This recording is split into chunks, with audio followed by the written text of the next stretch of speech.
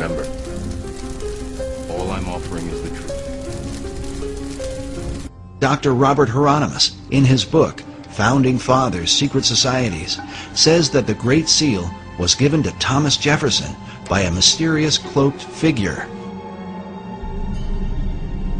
I love that story. The Founding Fathers were trying to get the Great Seal of the United States designed, and they needed to have a design for the Great Seal to represent our nation.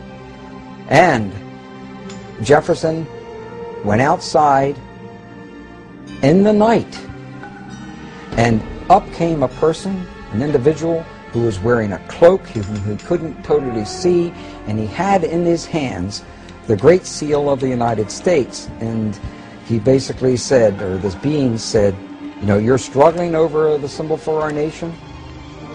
Here it is. The account reads that Jefferson told a strange story. A man approached him wearing a black cloak that practically covered him, face and all, and told him that he, the strange visitor, knew they were trying to devise a seal, and that he had a design which was appropriate and meaningful. Jefferson, of course, looked at it, according to this story, and said, this is it. This is it. He knew it was it, and it was right. So he supposedly came running back into whatever, whether it was a tent or whatever it was, and he showed it to other individuals, and he told them about, they met this person outside. Of course, they went outside to go to find the guy, and he's gone. So supposedly we'll never find out who designed the Great Seal of the United States. While Dr. Hieronymus admits that he is skeptical about such stories, there are others who claim to believe them to this day. Perhaps it has something to do with John Adams, who was on the first seal committee with Thomas Jefferson. According to the written account, John Adams was there when this bizarre event took place. Oddly enough, the Adams Memorial in Washington, D.C. is adorned with this mysterious cloaked figure. Perhaps it's just a coincidence. We look at the first part of it on our left, which would be the truncated pyramid one. Above it is a 13-letter Latin expression that says Annuit Corruptus. And directly underneath the base of the pyramid is a 3-word Latin expression, which is Novus Ordo Seclorum. If you were to look up the word, let's say, work, in the English dictionary, you're going to find at least 50 different meanings for it. It is the same thing in Latin. Different words have different meanings. They have more than one meaning. The word seclorum, one of the definitive meanings is secular. Something that is secular is of the world. So it is proper, very proper, to translate the bottom as New World Order, the Novus Ordo Seclorum. The whole of it is saying, announcing the birth of a new world order. The interesting thing about the front of the dollar bill is that there are 4 huge ones. There is one in every single corner. Now if we look at every single one of them, they each have an oval around it, except for the top right-hand one. Now if we look at this blow-up version of it, you will find there's no oval. This is a shield that is surrounding the one. Now, the reason there was a shield here is because this is very similar to the original shield that was given to the Rothschild family when Baron Meyer Amschel Rothschild had become knighted in England and received the lordship. If we look across the top of this shield, all the way to the left-hand side, it drops down and forms a crescent moon. It's a crescent moon because it represents the female goddess in the occult world. At the bottom of that shield, you will see the owl. And it's very obvious, once you take a good look at that part of the crescent moon, and it is the same Illuminati owl that is being worshipped at the Bohemian Grove in California by those members of the Bohemian Grove, where presidents, premiers, kings and queens and heads of nations throughout this world have met. you can tell just by looking at this photo, that is a 40-foot owl.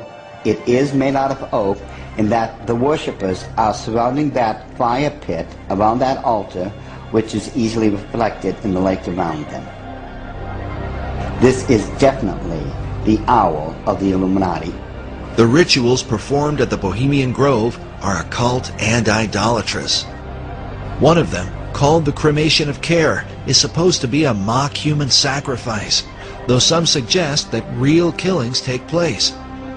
When President Nixon was there, he commented about the extreme homosexual environment at this all-male boys' club. Among other powerful American leaders who have been spotted at the Grove are Ronald Reagan, Dwight Eisenhower, Jimmy Carter, Newt Gingrich, and George Bush Jr. and Sr. But the owl seems to be a major symbol for the secret societies, as they are found repeatedly inside government buildings in Washington, D.C. And a giant owl figure is even seen in the street design, with the United States Capitol in the midst of it.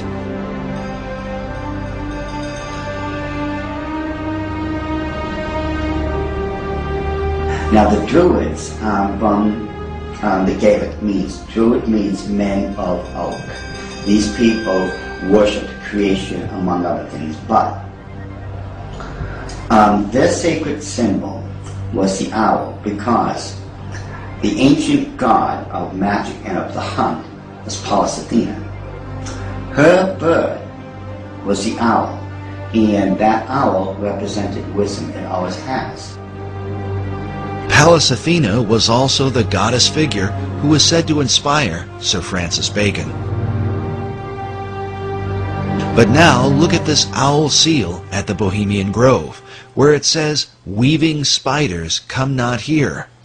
While the line is taken from Shakespeare's Midsummer Night's Dream, could this also be a veiled reference to what seems like a spider web design that forms the background of the dollar bill?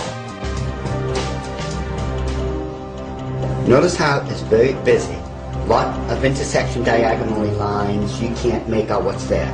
But let's get rid of the background noise, get rid of all the diagonal lines that doesn't belong there, and let's reverse the principle of Rorschach and take what's in the background and bring it to the forefront and see what's there. Because once we do that, we find out it's quite obvious that there is another Illuminati owl, and that it is perched on something that looks like an arrow. That is what they don't want you to see. Once you see this owl here, and compare it to the other one on the left-hand side of it, it becomes very obvious that this is an owl. You can now begin to distinguish beyond all that busy signals and such that they don't want you to look through. Yet, they placed it in honor of their totem bird, the owl of wisdom. The use of the hexagram is said by Doc to be very symbolic, and seems to represent the occult concept of a Christ figure, just as the Maitreya was for Nicholas Roerich and Henry Wallace. But what Christ do they mean? Doc believes the pattern of hexagrams in the design of the dollar bill provides the clue. If we take a look at the 13 stars directly above the head of the eagle and connect the dots, you will see where the very first hexagram is located. And if you notice that surrounding the hexagram is the 28 guidelines that make a circle. Now, inside every single point, the 6 points, is a star. There are 6 of them. They surround now the 7 stars. Remember, 6 is the number of man, 7 is the number of God. Now, it is man that is surrounding God, or is placed above God. If what Doc is saying is true, this could represent the person the Bible calls the man of sin, who opposes and exalts himself above all that is called God or that is worshipped.